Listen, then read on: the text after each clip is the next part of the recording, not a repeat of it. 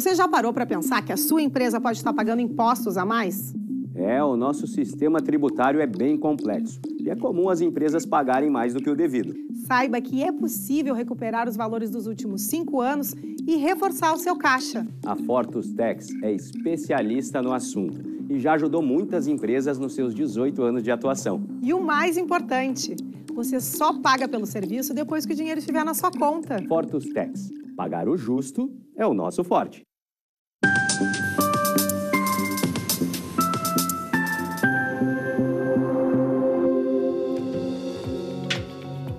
Olá, sejam todos muito bem-vindos. Está no ar o programa Papo Certo.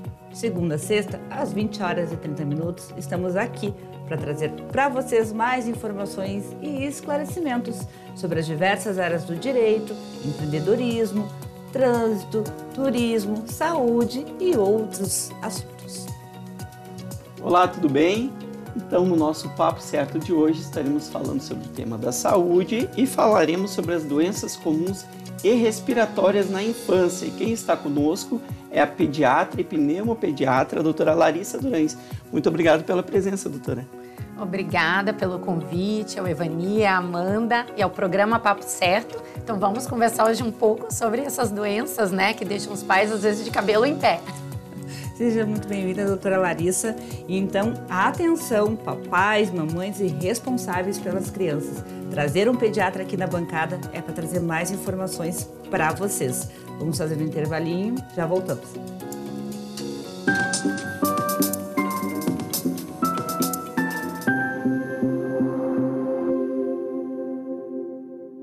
Tá difícil encontrar o profissional certo para a sua empresa? Precisa de alguém detalhista para aquela vaga no financeiro? Quem sabe um criativo para o marketing?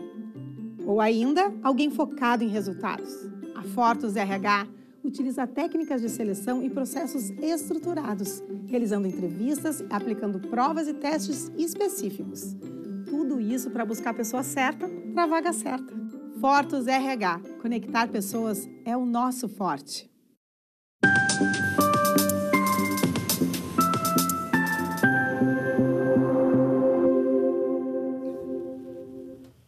Voltamos e o Papo Certo ele é transmitido para todo o Rio Grande do Sul através dos canais digitais NET, Claro, Vivo e Tubarão e também simultaneamente pelo YouTube e pelo Facebook.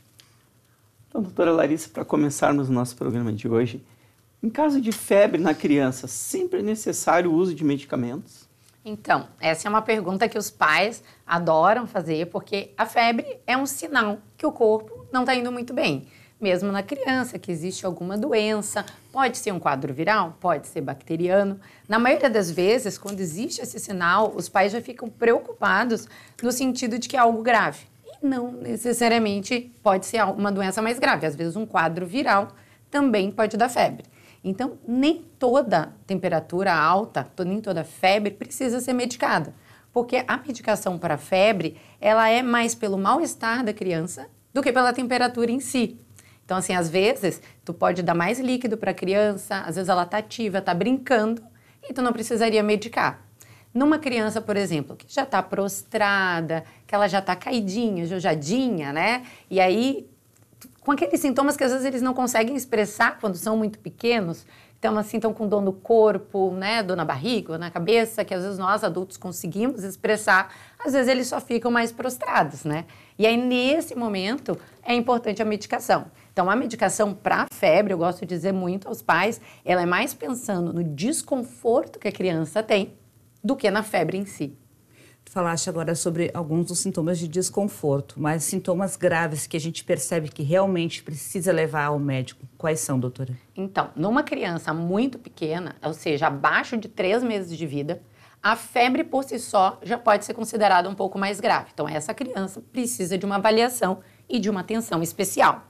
No caso de uma criança maior, às vezes tu pode esperar um pouco mais, 2, 3 dias, desde que não tenham outros sintomas de gravidade, como vômitos que não parem, né, vômitos seguidos, sonolência excessiva, uma irritabilidade excessiva, que aquela criança esteja muito desconfortável, mesmo aí sim com o uso da medicação. Esforço para respirar, pensando numa doença mais respiratória, em que a criança vai ter né, tiragem subcostal, batimento focular, então ela vai estar cansadinha, né, com muita tosse também, aquelas tosses de cachorro que a gente vê nessa época agora, que a criança não para de tossir. Então existem esses sinais que são importantes estarmos atentos, muito mais às vezes do que a própria febre em si. Certo. E quais os riscos, então, de uma febre muito alta e persistente, doutora? Na verdade, a febre alta em si, não necessariamente ela vai ocasionar uma doença mais grave. Ela não significa que a doença é mais grave só porque uma criança fez 39. Às vezes, uma criança com 38, por exemplo, que não é tão alta, ela pode estar com uma pneumonia. Então, esses outros sinais são mais importantes do que a temperatura elevada e do que a persistência da febre. Persistência no sentido de muitos dias. Se a duração é muito prolongada, é importante uma avaliação médica. Mas a febre mais alta ou não é um mecanismo da própria criança de liberação, né, do indivíduo, de liberação das citoquinas, né? Então, que são substâncias nossas do corpo, que são marcadores. Eles mostram que aquela temperatura está mais elevada, mas não necessariamente é uma doença mais grave. A própria Sociedade de Pediatria, ela recomenda no protocolo que não é recomendado o uso, por exemplo, muito comum, rotineiro dos pais, de intercalar a medicação. Que o ideal é até tu usar uma medicação na dose correta e esperar, através de hidratação da criança, ver se ela melhora o desconforto, sem precisar ficar alternando os antitérmicos, que é uma rotina que a gente vê na prática. Que não é correta. Que não, pela Sociedade de Pediatria, os protocolos, não seria mais indicada, não é a recomendada. Então é aquilo que diz assim, tu dá o primeiro Tilenol, aí depois tu dá o paracetamol, enfim, ou dipirona, ou novalgina, para ir intercalando. Então, não é o indicado, doutora? Não é o indicado. O ideal é tu fazer a medicação na dose correta, porque às vezes os pais também fazem uma dose mais baixa do que a recomendada, assim, com receio de dar muita medicação. Tentar fazer com que essa criança fique com roupas mais fresquinhas, com que ela tome bastante líquido, porque daí você faz com que o rim trabalhe mais e com que elimine essas substâncias que estão gerando a febre. Normalmente, esse intercalar a medicação, ele é muito pela nossa ansiedade, porque a gente não gosta de ver o filho doente, né? Então, eu tenho 2 pequenininhas, uma de 2 e outra de 7, que assim, elas ficam ajojadinhas e prostradas, aí tu faz uma, aí daqui a 2 horas tá com febre, aí tu quer fazer de novo. É mais por nossa ansiedade do que pela necessidade da medicação.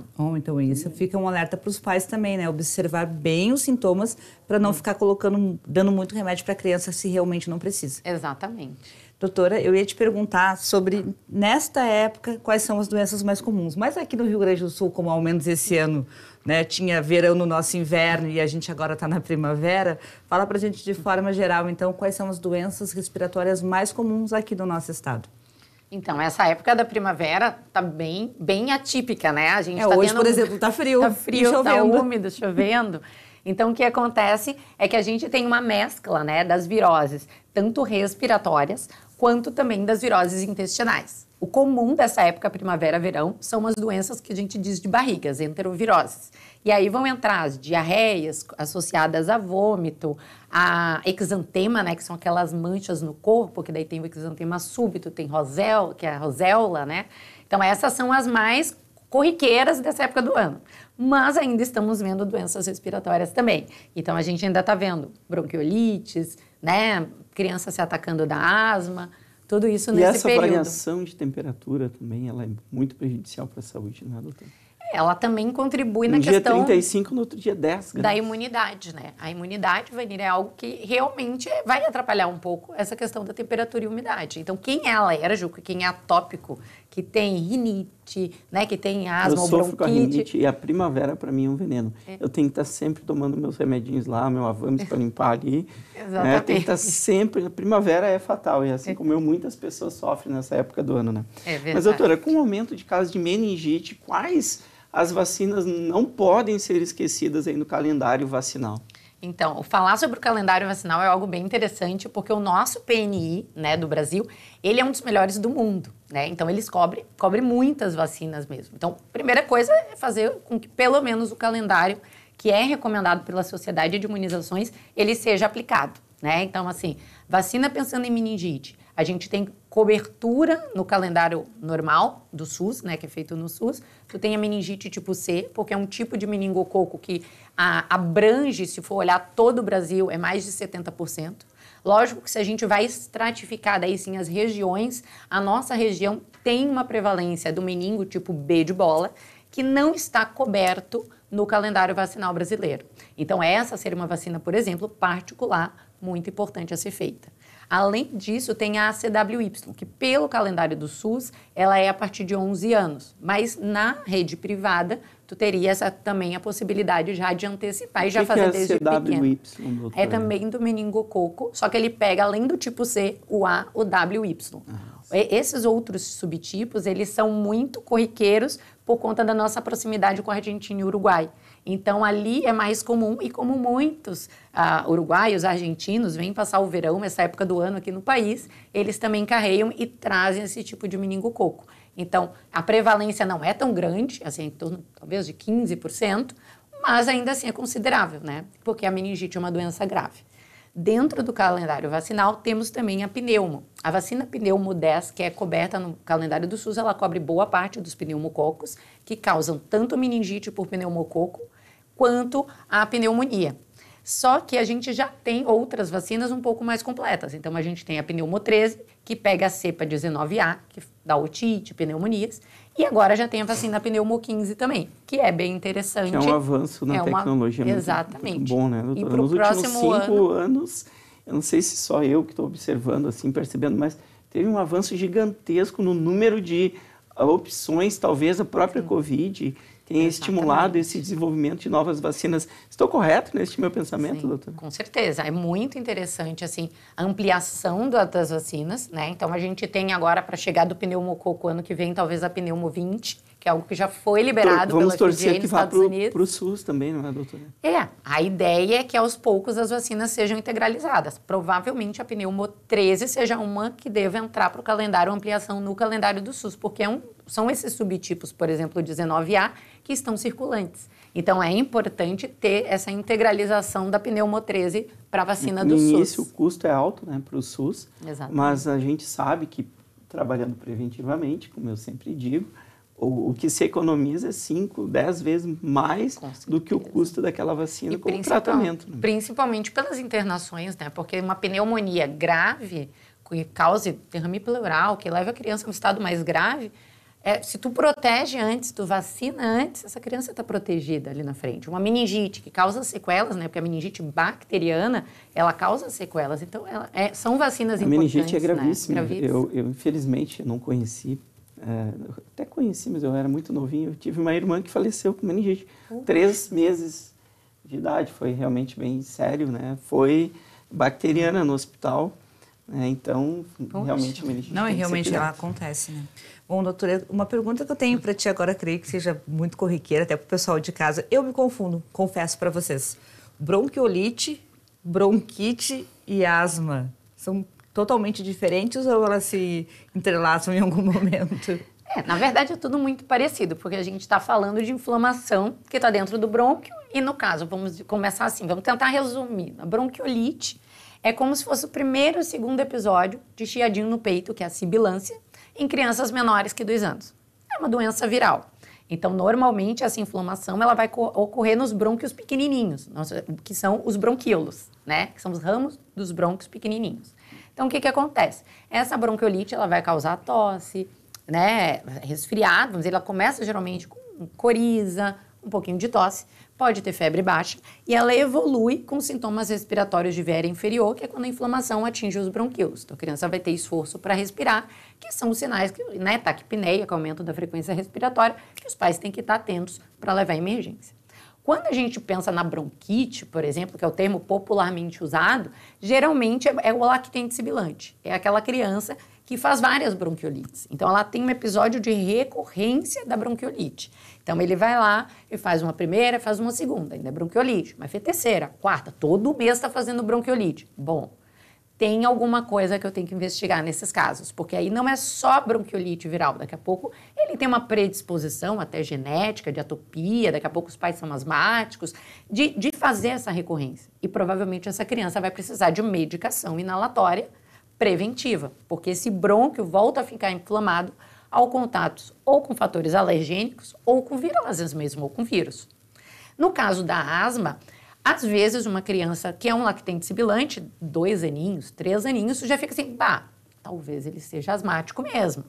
Mas aí tu não fecha o diagnóstico. É meio que tu bate o martelo, talvez ali pelos 4 anos, quando tu vê que essa inflamação continua. Porque existe um tipo de fenótipo desses de lactente sibilante transitório, que a gente chama, que ele vai até os 3, 4 anos. Então, essa criança não vai levar inflamação para a vida futura e ela não vai ser asmática. Agora, numa criança que está com 5, 6 anos, 7 anos, aqueles anos mágicos, né? Que se falava antigamente, sumiu a asma, esse é um outro fenótipo. Aí não, essa criança é asmática, a gente tem que dar nome aos bois, é importante, porque a prevenção é importante. Então, a criança fazer o controle, né? Os pais saberem o que a criança tem, fazerem um controle da doença, para poder essa criança ter um controle de sintomas. A senhora trouxe aí, já nessa última resposta, algumas causas, mas quais fatores, então, que desencadeiam essas doenças respiratórias, no caso? Na maioria das vezes, vou te dizer, 80% a 90% das vezes, vírus. Os vírus, né, são os que mais causam. E essa época do ano, desde o inverno até agora, a gente brinca que tem uma salada viral. Então, são muitos tipos de vírus, o sincicial respiratório, que é comum para bronquiolite, né? Mas o próprio influenza, tem metapneumovírus, rinovírus circulando. Então, todos esses vírus causam as doenças respiratórias. Lógico que, às vezes, algumas crianças, aí sim que tem atopias, que tem rinite associada, dermatite atópica, essas crianças, elas podem realmente também desencadear crises por conta dessas atopias. Então, é uma criança, por exemplo, que vai estar com mofo, bicho de pelúcia, que tem ácaro, tem poeira, que são fatores que podem desencadear também. Então esse é o caso que a gente fala que seria uma falta de cuidado. Eu até não diria falta de cuidado, porque sempre que a gente fala com os pais, não, mas está tudo direitinho dentro de casa. Mas é que, por exemplo, o ácaro a gente não vê, né? Então ele está lá na trama do colchão. Então tu tem que fazer a desacarização, né, dos estofados, periodicamente, ar-condicionado, tem que cuidar, umedecer o ambiente, né, umidificar em dias mais úmidos, né, como hoje, a gente fazer o contrário, desumidificar, porque a nossa umidade relativa está muito alta do ar. Então, cuidar bicho de pelúcia, que as crianças adoram, aí que né, né? de tentar lavar com alguma regularidade, não deixar em cama, né? Na maioria das vezes o pessoal fica preocupado com os animais mesmo, gato, cachorro, e não são os que causam, na maioria das vezes, esses quadros. Ainda bem, né? Porque senão seria um grau, né? Mas tem crianças que às vezes têm alergia específica ao animal. Então, a gente também tem que ficar atento a cada um desses quadros, né? Ver ao que essa criança tem alergia e pensar em agir especificamente, talvez, nessas alergias. E qual o percentual que a gente pode considerar da parte hereditária? Porque assim, meu filho é asmático, então... Porque eu também sou. Isso acontece? Sim, pelo menos 50%. Né? Se tu tiver ainda dos dois lados, né? Assim, o fator direto, tanto que ele é considerado como se fosse assim, um critério maior, por exemplo, para a gente considerar a asma e alergias, assim, pelo menos na asma, não, pai e mãe são asmáticos, é um fator direto que é um fator maior que a gente chama. Tem crianças, às vezes, não, mas é o avô, é a tia, a prima. Bom, então essa não tem um fator maior. Aí a gente vai para os menores, que aí entra a dermatite atópica, que pode ser um desencadeante, que é a de pele, né? Aquela que chamam da asma na pele, que daí a criança vai ter pequenininha, e isso pode desencadear outras alergias. Alergias, às vezes, alimentares, rinite alérgica, e aí a gente vai pegando os fatores menores para ver se daqui a pouco não se compõe, né? Essa doença também mais alergênica. Perfeito. Pessoal, o papo está muito bom, né? Mas a gente vai fazer um intervalinho e a seguir, então, vamos falar mais sobre alergias e doenças pediátricas. Já voltamos.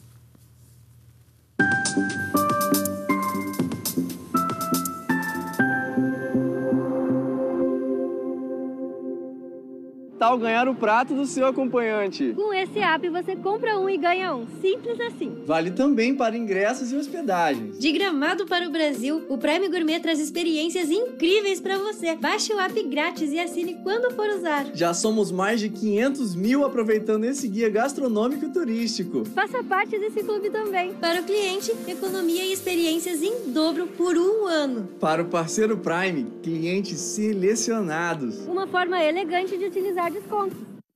Em tempos de juros altos, margens reduzidas e incertezas, rever estratégias é fundamental para manter o seu negócio competitivo. Esse cenário exige planejamento e organização financeira. Nessas horas, qualquer ajuda é bem-vinda, mas a ajuda de um especialista é necessária. A Fortus Consulting conhece na prática e tem as soluções adequadas para cada situação. Fortus Consulting. Melhorar os seus resultados é o nosso forte.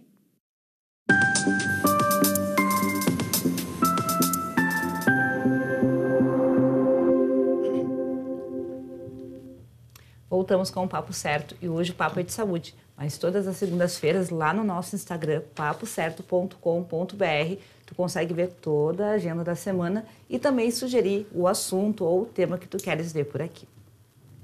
Então, doutora Larissa Durães, ter alergia é comum e quais são as principais alergias que nós temos?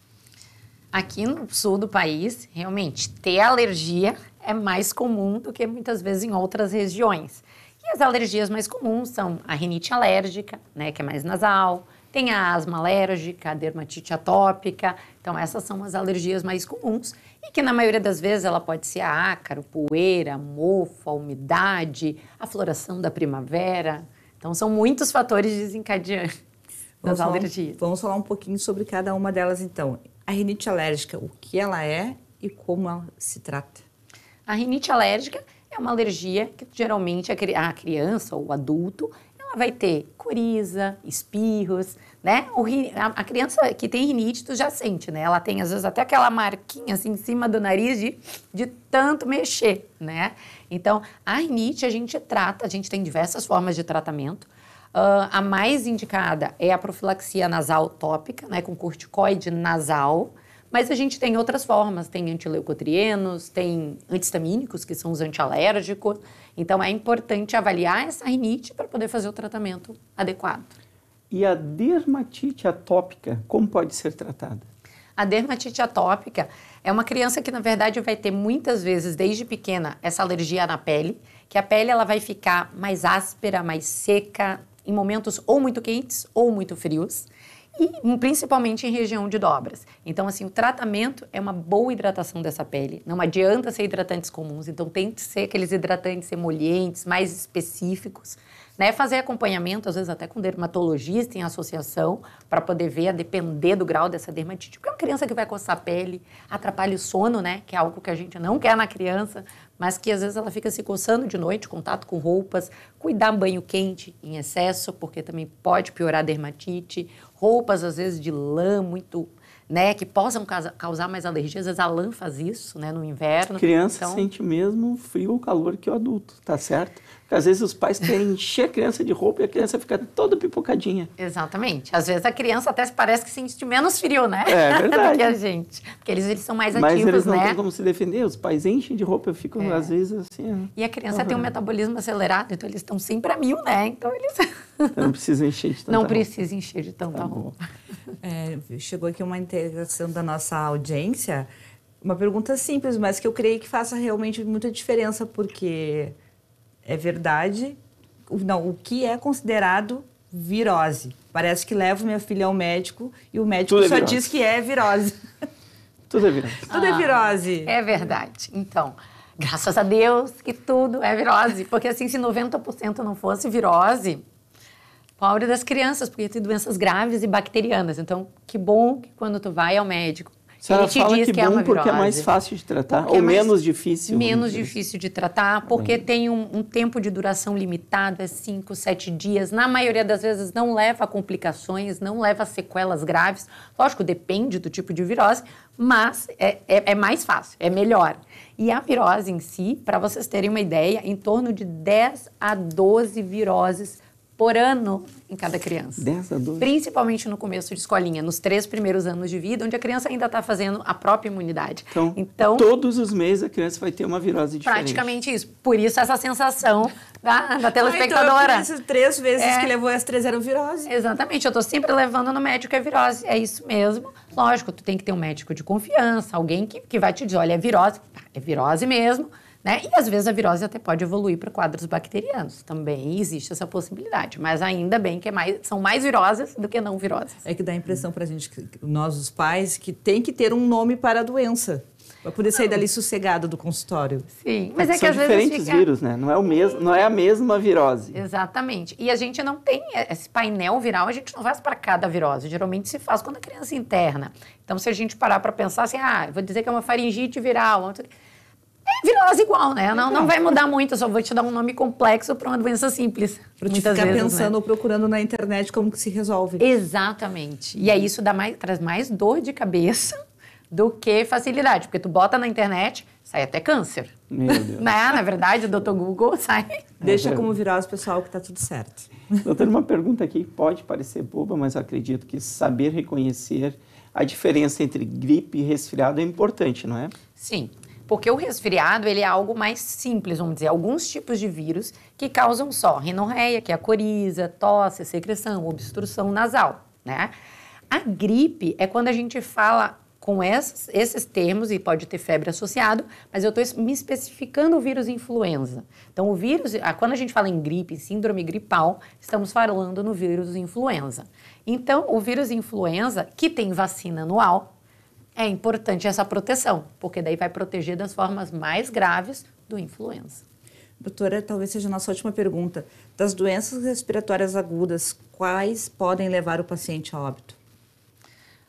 Toda doença, de um modo geral, se não tratada ou se não ficarmos atentos aos sinais assim, de gravidade, pode levar a óbito. Então, a gente tem que ficar atento quando o filho, por exemplo, tem um quadro de asma, que tu tem esforço para respirar, que tem hipoxemia, que está cansado, essas crianças precisam ser avaliadas. Né? Então, é ficar atento, principalmente crianças pequenas, menores de 6 meses com bronquiolites, porque você não tem muito o que fazer. Não existe tratamento, por exemplo, numa bronquiolite menor de 6 meses. O tratamento é internação, é oxigênio, é monitorização.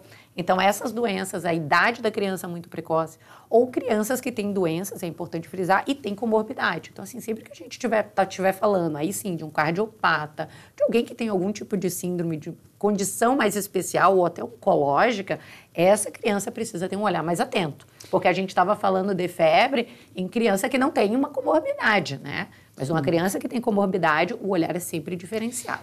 E talvez seja a última, doutora.